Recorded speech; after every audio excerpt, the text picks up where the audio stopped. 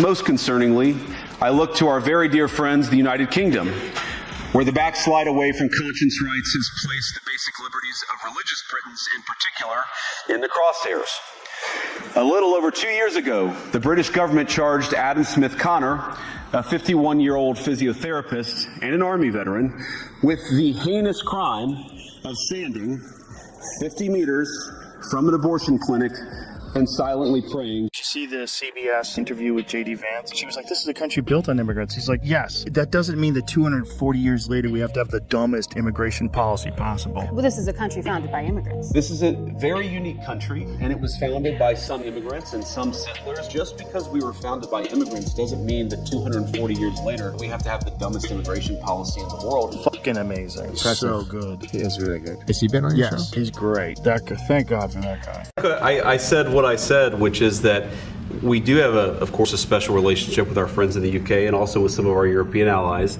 but we also know that there have been infringements on free speech that actually affect not just the British. Of course, what the British do in their own country is up to them, but also affect American technology companies and by extension American citizens. So that is something that we'll talk about today at lunch. We've had free speech for a very, very long time in the United Kingdom, and it will last for a very, very long time.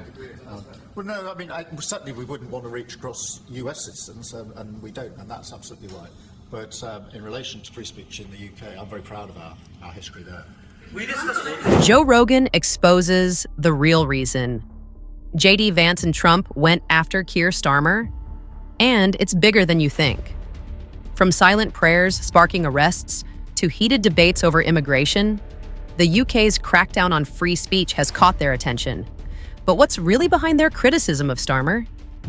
The answer ties back to a growing concern over personal freedoms, national security, and the future of democracy itself. Hey, quick favor before we continue. If you're enjoying this political content, please take a second to like the video and subscribe to the channel. Most of you watch without subscribing, and it's completely free, but it helps us out a ton.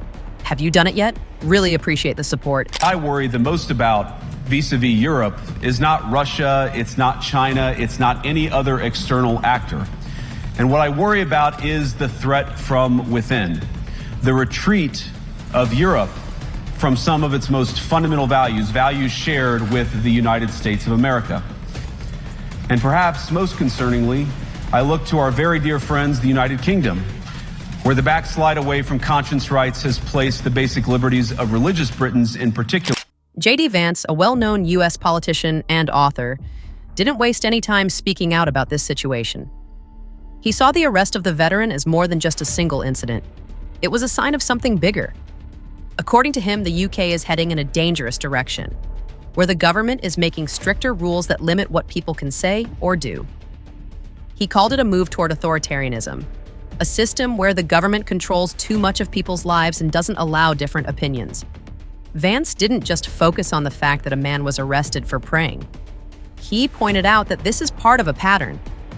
More and more, it seems like any form of disagreement or free speech is being shut down. If someone expresses a belief that isn't in line with what the government approves, they could face serious trouble.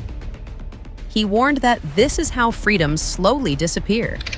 Not all at once, but little by little, until people no longer feel safe to speak their minds. He also mentioned how governments often justify these rules by saying they are meant to protect society.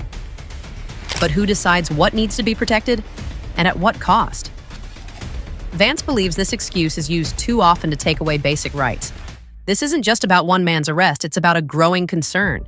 If people are afraid to express their beliefs, what happens next?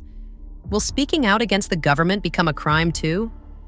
Many fear that the UK is moving in a direction where personal freedoms are no longer guaranteed.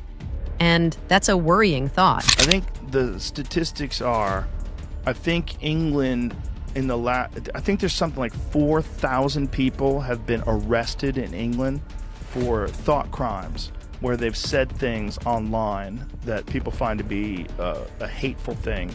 Joe Rogan, who has always been a strong supporter of free speech, didn't hold back when talking about the veteran's arrest. He used his platform to ask a simple but important question: how did we get to a point where someone gets arrested just for expressing their beliefs? Rogan has been vocal about the way free speech seems to be disappearing in the UK, especially as more and more people are facing legal trouble just for things they say online. He sees a growing problem where people no longer feel safe speaking their minds because they're afraid the law might punish them for it. But Rogan isn't just watching from the sidelines. He's pushing for the UK to protect free speech, which is supposed to be a basic part of any democracy. He believes that the government is putting too many restrictions on what people can say, whether it's in public, on social media, or even in casual conversations. According to him, when governments start punishing people for their opinions, it's a sign that freedom itself is under attack. And it's not just happening in the UK. Rogan and JD Vance warn that if this issue isn't taken seriously, it could spread to other countries too. This is about more than just one arrest. It's about a bigger conversation on whether people are still free to speak their minds without fear. Governments around the world are tightening their control, sometimes using the excuse of keeping society safe. But the question is, safe from what? And at what cost? Rogan and Vance are making it clear that this is not just a political debate. It's about whether everyday people can express their thoughts without facing punishment. We do have, of course, a special relationship with our friends in the UK and also with some of our European allies, but we also know that there have been infringements on free speech that actually affect not just the British. Of course, what the British do in their own country is up to them, but also affect American technology companies and by extension American citizens. So that is something that we'll talk about today at lunch. We've had free speech for a very, very long time in the United Kingdom, and it will last for a very, very long time. You don't agree with that? Well, no, I mean, certainly we wouldn't want to reach across US citizens, and we don't, and that's absolutely right. But in relation to free speech in the UK, I'm very proud about our history there. JD Vance isn't just worried about free speech. He has also been openly critical of Keir Starmer, the leader of the UK's Labour Party, especially when it comes to immigration policies. Vance argues that Starmer's approach is risky because it allows too many immigrants to enter the country without proper background checks. He believes this could put the UK's security and resources in danger. If there aren't strong vetting systems in place, how can the government be sure that those coming into the country don't pose a threat to its people? But Vance's concerns go beyond security. He also points out the strain on social services. The UK is already struggling to provide enough healthcare, housing, and welfare support for its citizens. If immigrants are granted benefits without proper identification, it puts even more pressure on these systems. According to Vance, when people who haven't been fully vetted get access to these resources, it makes it harder for those who truly need them, especially UK citizens, to get the help they deserve. What frustrates Vance the most is that he believes Starmer is too focused on being politically correct instead of dealing with the real challenges of immigration. He thinks that while compassion is important, there also needs to be practical solutions in place. In his view, the UK's leadership is so focused on appearing kind and welcoming that they're ignoring the long-term consequences. If policies don't change, the country could end up with an overwhelmed system that can't support its own people. This is why Vance is calling for a balance. He's not saying that immigration should be stopped completely. He just wants to see stricter rules to ensure that those entering the UK are properly checked. He believes that ignoring this issue could weaken the UK's society in ways that might not be easy to fix later. Between free speech concerns and immigration debates, the UK is facing some serious questions about its future. Are people still free to express themselves without fear? Are government policies putting too much strain on the country's resources? With voices like Rogan and Vance speaking out, these issues are getting more attention. The real question now is, will the UK take these concerns seriously before it's too late? Joe Rogan has been speaking out about immigration issues, just like JD Vance. While Rogan doesn't focus much on UK politics, he does have strong opinions about immigration policies in general. He believes that when countries have weak border controls and don't carefully check who enters, it can lead to major problems. According to him, this puts pressure on social services and creates security risks. Rogan thinks it's important for governments to be open and honest about immigration policies, just like Vance does. It's true in Europe. They're losing their wonderful right of freedom of speech. I see it. Vice President Vance's speech to the conference has ruffled quite a few feathers in Europe. What did he say to ruffle them? I don't know. He was talking about the freedom of speech and migration in Europe. Do you believe that European leaders have a fundamentally different view of the world than this administration? Well, I heard his speech, and I tell you, you're talking about JD's speech, right? Yes, sir. I heard his speech, and he talked about freedom of speech, and I think... For both Rogan and Vance, protecting a country's borders is a big deal. They believe that if a country can't control who comes in, it could face serious social and economic problems. Immigration isn't the only issue catching attention, though. Some of the most well-known people in the U.S., including Joe Rogan, Elon Musk, and Donald Trump, are speaking up about the situation in the U.K.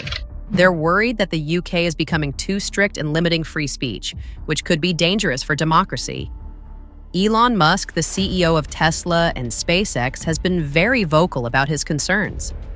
He believes the UK government is restricting people's right to express their opinions. Musk has said that when governments start censoring speech, it sets a bad example for other countries. He frequently talks about this issue on social media, using his huge online presence to spread awareness. For Musk, free speech is a fundamental right that should always be protected. Well, that's what's happening in England right now, isn't it? It In Britain. 100% is. It 100% is. Is that is and that's happening really in England. happening? Yes, it's really happening. You can't give people that much control. You can't give people that much control over what offends them or what offends people, what you can say, what you can't. Joe Rogan also shares this concern. On his podcast, he often criticizes how the UK handles free speech. He finds it alarming that people can get arrested or fined just for sharing their opinions online. Whether it's political views or personal beliefs, he believes everyone should have the right to speak freely. Rogan warns that the UK is heading in a dangerous direction, and if this continues, it could affect other countries as well. He stresses that open discussions are necessary for a healthy society, and restricting free speech is a step in the wrong direction. I was in government when Trump came in, and this is a foreshadowing for the Prime Minister of what is going to come under a Trump administration. They will be derailed almost every day by something that the President says or what the White House releases or a decision that they make that is going to distract from what it is the government wants to talk about. I mean, we had situations in Downing Street where Trump would wander out onto the White House lawn in front of the cameras and say, oh, something's happened in the UK, I'm going to go and call Theresa, and suddenly the phone would ring in the Prime Minister's office. Oh God, the President's on the phone. And this is a foreshadowing for it. Donald Trump has also weighed in on the issue. The former US president has been very vocal about the UK government tightening control over speech. He believes this is not just a problem for the UK, but a threat to freedom everywhere. According to Trump, Western democracies have always valued free speech, and if the UK continues down this path, it could have global consequences. He, like Musk and Rogan, believes that silencing people only leads to more problems. And called me, he said, you know, they're trying to drive us apart. I said, absolutely. No, they said, we have breaking news. Donald Trump has ceded control of the presidency to Elon Musk. President Musk will be attending a cabinet meeting tonight at 8 o'clock. And I say, it's just so... At the same time, the immigration debate continues to stir controversy.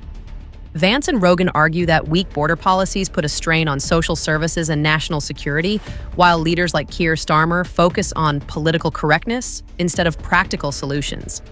They believe that a balance is needed, one that ensures both fairness and security. If you found this discussion interesting, don't forget to like this video and subscribe for more deep dives into the biggest issues shaping our world. Let us know your thoughts in the comments. Do you think free speech is under threat? See you in the next one.